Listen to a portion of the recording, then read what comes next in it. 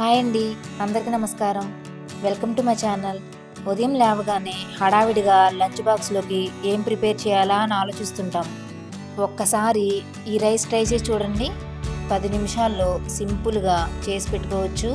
కొంచెం కూడా మసాలా యూజ్ చేయకుండా హెల్తీగా చేసుకోవచ్చు. మరి లేట్ చేయకుండా ఈ రైస్ ఎలా ప్రిపేర్ చేసుకోవాలో చూద్దాం. ముందుగా ప్యాన్ తీసుకొని అరకప్పు పల్లీలు వేసుకొని మీడియం ఫ్లేమ్లో దోరగా ఫ్రై చేసుకోవాలి. ఇవి ఫ్రై అయ్యాక వాటిని పక్కన పెట్టుకోవాలి.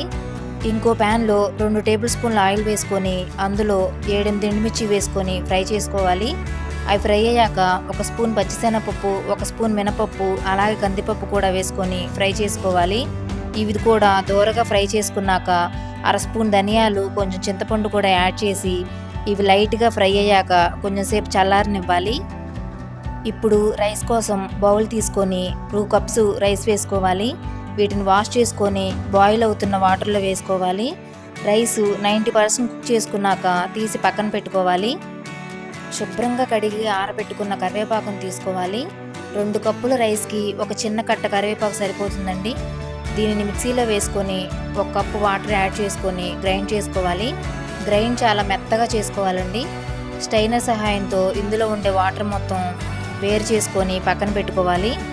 అలాగే ఫ్రై చేసుకున్న ఎండుమిర్చి, పచ్చెనపప్పును వీటిని కూడా మెత్తగా గ్రైండ్ చేసుకొని పక్కన పెట్టుకోవాలి.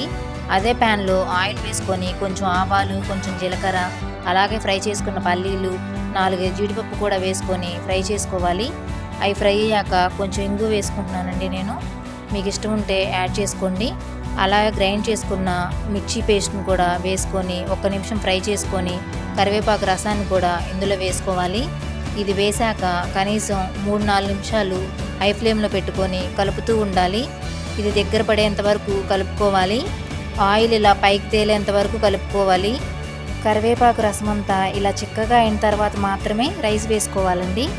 రైస్ మొత్తం వేసి ఒకసారి కలుపుకున్నాక టేస్ట్కి సరిపడా సాల్ట్ని యాడ్ చేసుకోవాలి. సాల్ట్ ఒకటి మాత్రమే వేసుకుంటున్నానండి. స్పైసీగా కావాలనుకునే వాళ్ళు కొంచెం మిర్చి పౌడర్ యాడ్ చేసుకోండి. సాల్ట్ సరిపోయిందా లేదా అని టేస్ట్ చూసి సర్వ్ చేసుకోవడమేనండి. మసాలాలు ఏమి వేసుకోవాల్సిన అవసరం లేదండి. నార్మల్గా అయినా లేకపోతే పెరుగు చట్నీ వేసుకొని అయినా సర్వ్ చేసుకోవచ్చు.